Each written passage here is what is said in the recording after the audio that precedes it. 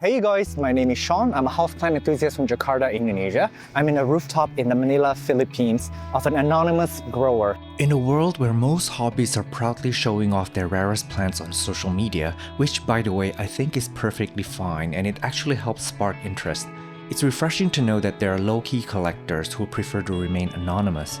We called today's host Phil to protect his privacy, though that is not his real name. Phil only agreed to let me film on the condition that his identity and location stay secret. From this tour, there are a few key takeaways. His collection is full of exquisite rare plants and spans a wide range of genre, including aroids, desert plants, orchids, and more. Throughout the tour, you'll notice how healthy and happy these plants are. They are given top-notch care with passion and love. Phil hopes to inspire the use of rooftops for gardens and will explore many good reasons why in this episode. He also has a breeding program and even a tissue culture lab, but none of his plants are for sale. To further protect his anonymity, I'll be voicing over the entire episode. Many of you might not know this, but voiceover take a lot of work, and I've never considered myself particularly natural or talented at it, so I ask for your understanding if things don't flow quite as smoothly as usual. Let's begin. The first thing Phil revealed to me was that there are numerous collectors like him around the world, and they often trade information and rare plants amongst themselves. At that point, I thought to myself, is this the plant Illuminati? These plants are strategic for acquiring and sharing the rarest plants, but Phil shared another important perspective. He said, these swaps serve as an insurance policy. In case mine don't survive, someone else has a copy I can ask for. This is the Staphylococcus platinum, which looked to me like the mint peace lily. I learned that this is a common variety in the Philippines, although I've not come across it in any of my travels before. I've always admired the peace lily for its versatility as garden plant and indoor house plant. It is also one that can bloom indoors and literally propagates itself by producing tons of offsets. The black bilite is believed to be a hybrid between the bilite and the Ataba ponce, the latter responsible for the intensely red undersides and bright pink or orange tones into hybrids. Phil casually mentions that these baby plants are from his tissue culture lab. Honestly, I did not know at this point that he had a facility like that until now. We'll be visiting it later in the tour. Now, will you look at all these majestic bilites in frame? I asked Phil why he had so many, and he explained that he had started with just 3 small seedlings about 2 years ago. After some growth and propagation, it's turned into this. Now, my own bilite never grew anywhere near this fast. To add insult to injury, Phil said that he has even more of it in an off-site farm, all descended from those 3 babies. On top of that, he's already started a hybrid program since his bilites are flowering profusely. It's truly refreshing to see someone with so much passion and dedication. This is the Philodendron tortum crossed with Florida Beauty. Phil purchased this one from Thailand, but the first time I came across this hybrid was in a nursery in Indonesia years ago. They claim to have just hybridized it and that a few seedlings were sold to Thailand at the time. Now it's very possible that Thailand also came up with this hybrid independently, but I just wanted to highlight that plant patents and registration are basically non-existent in Asia. I honestly wish breeders could claim credit and feel proud of their work. At the same time, I'm conflicted because the original breeder in Indonesia is someone very low-key and shy.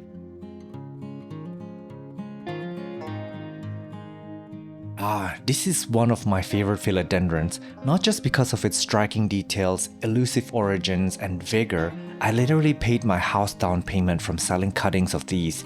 They're one of the fastest growing philodendrons I know, so you can imagine my smile when Phil told me he's trying to hybridize this one. It's going to make a fantastic parent in a cross.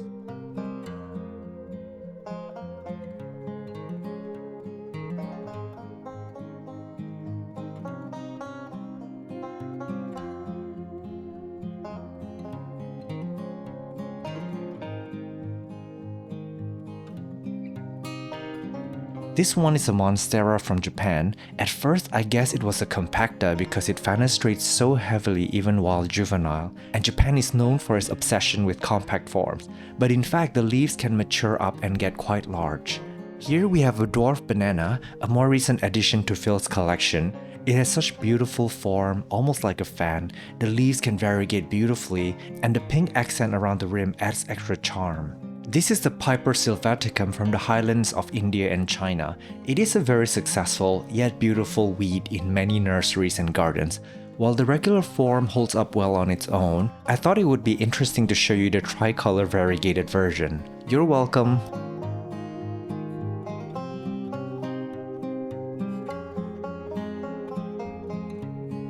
And finally, there's a whole spread of Apicitia, one of my absolute favorite plants to grow, both for their beauty and for how easy they are to care for and propagate.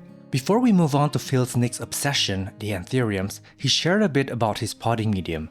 For him, it's basically just cocoa chips. They work well and are in abundance in the Philippines. In this frame, Phil explains that a hurricane just went through here, devastating the plants and tearing the leaves. Although arguably, I've seen Anthuriums in worse shapes in hurricane-free collectors' gardens. Now, I'll admit, I don't know that much about Anthuriums to comment in depth, except that they are probably the #1 trending houseplant right now.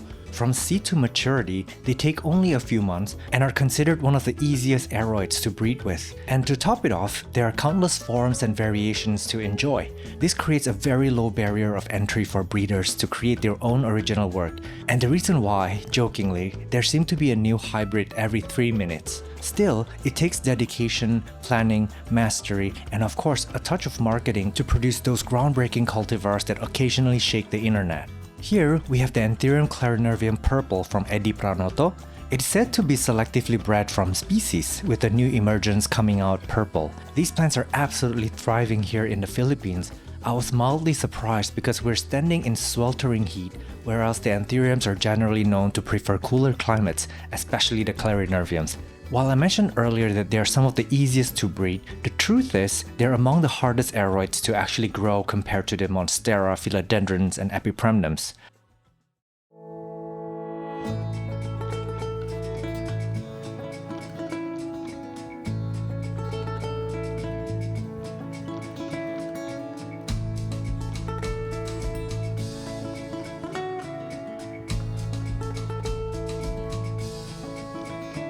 Phil also makes his own hybrids, determined to create beautiful new plants that leave his mark on this world.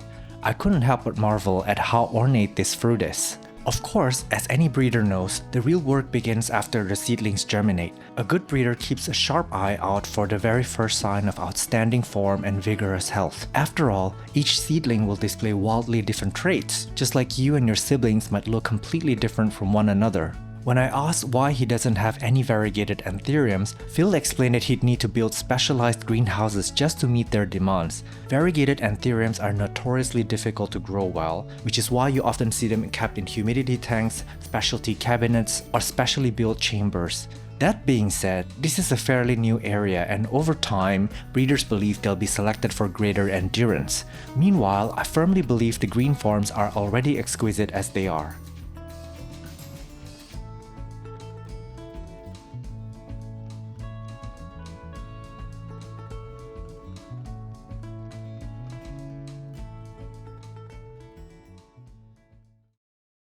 We were whisked away from the tropicals to another area filled with desert plants. Your eyes are looking at Astrophytum asteria hybrids.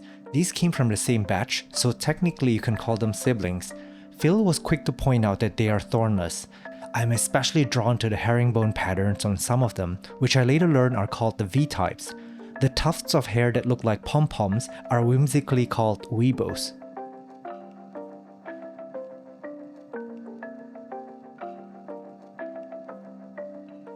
At this point, I asked him to point out which one was his hybrid, to which he replied, "All of them." I nearly dropped my camera from shock. Now, Phil actually has a full-time job on top of all this. If Phil's hobby was cancer research, I think we would have had a cure by now. Phil shares that while many of his seedlings grow up healthy, quite a few don't make it. He also stresses the importance of labeling plants meticulously and accurately.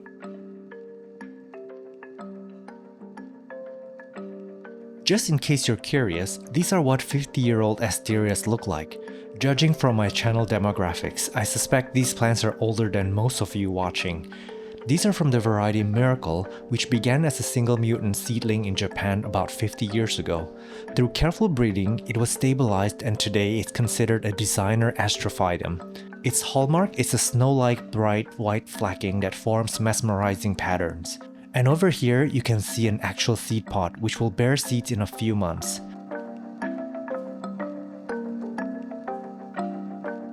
Phil also points out his obsession with the Asterias Kiko. To me, they look like expensive contemporary sculptures in an art museum. What do you think? Could cacti and succulents qualify as art? Feel free to sound off in the comment section.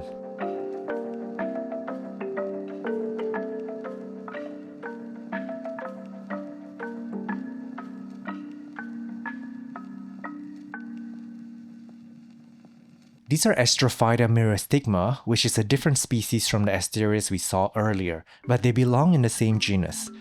Their juvenile form is round and cute, but as they age, they turn into these beautiful columns or massive blobs. It took Phil about 8 years to get them to this size from seedlings, though for the average grower, I have a feeling it might take just a little bit longer.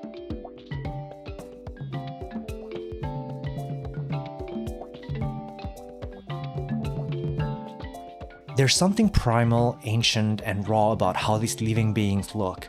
Here's a pup that could potentially be separated and grown on its own.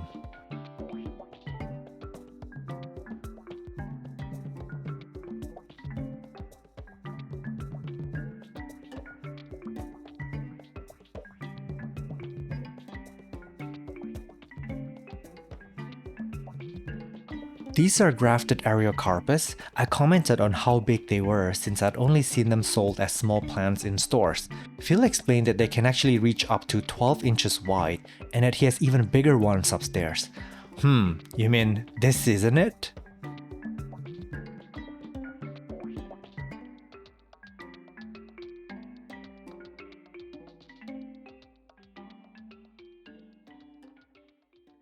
Next up, we have the Gymnocalycium. If your jaw is on the floor right now, you're not alone. I'll keep quiet for a moment so you don't get sensory overload.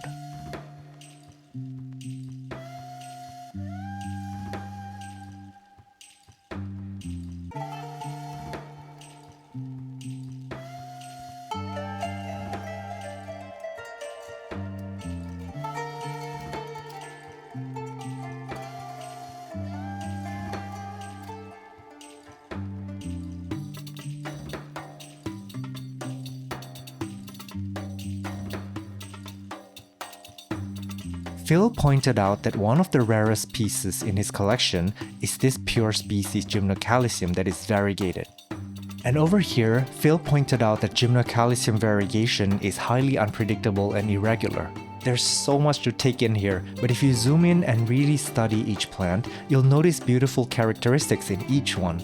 The color combination and contrasts that nature produces have inspired designers and artists throughout history.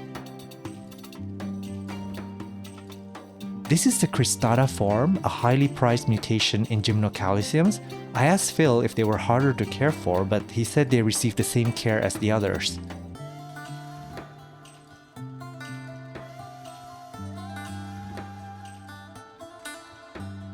These plants represent a delicate dance between millions of years of evolution and decades of human intervention through selective breeding. Now our video is filmed in 4K, so feel free to pause and zoom if anything catches your eye.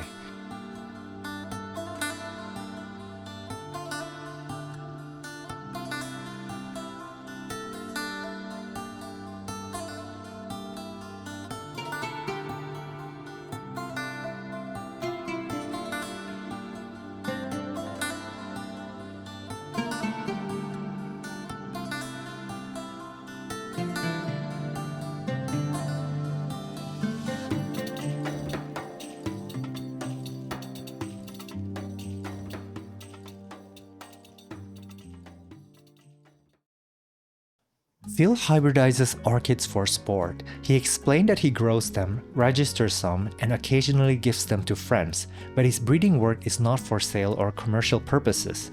Because selling isn't the end goal, Phil uses unconventional approaches to breeding in hopes of finding something unique or outstanding. This can include intergeneric breeding, crossing between two different genera. He also reproduces many species, mainly for conservation purposes. And over here, Phil shared stories of strange orchid seedlings appearing on his other farm where nature has taken over.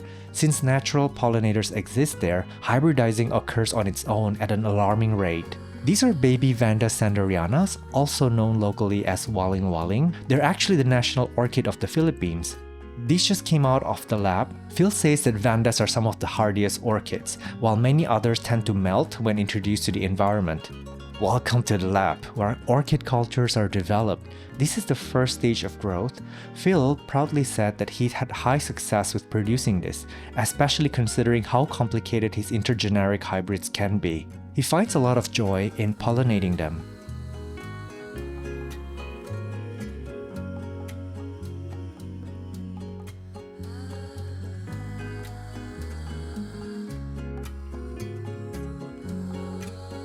Now, Phil's orchid collection is extensive, but we've run out of time and will not dive deeper into it today.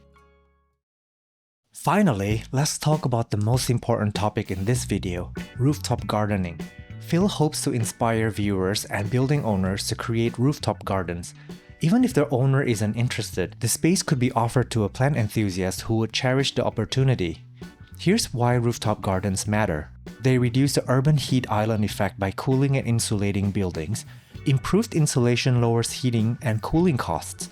Rooftop gardens absorb rainwater, reducing runoff and lowering flood risks. Plants filter dust, pollutants, and carbon dioxide while producing oxygen. Green spaces reduce stress, improve mood, and support mental health. They provide habitats for birds, bees, and pollinators in dense urban areas. They create a slice of heaven among concrete, marble, and glass, a sanctuary for living beings. They can even be used for vegetable or spice gardens. Finally, a rooftop can make a building more attractive and marketable. Alright, we do have to let you go this time. Thank you, Phil, for the eye-opening tour, and thank you, viewers, for coming along. Please leave one thought or takeaway from this episode in the comments. I would also like to gently remind everyone to respect Phil's, again, not his real name, his wishes to remain private and anonymous by not speculating his identity. If my work has brought you joy and inspiration, and you happen to be doing extremely well in this economy, consider monthly contributions as small as the price of coffee on Patreon at patreon.com/SeanFromOnlyPlants, or you may join as a YouTube member. Simply open any of my videos from a computer browser, and next to my channel name you will see that join button.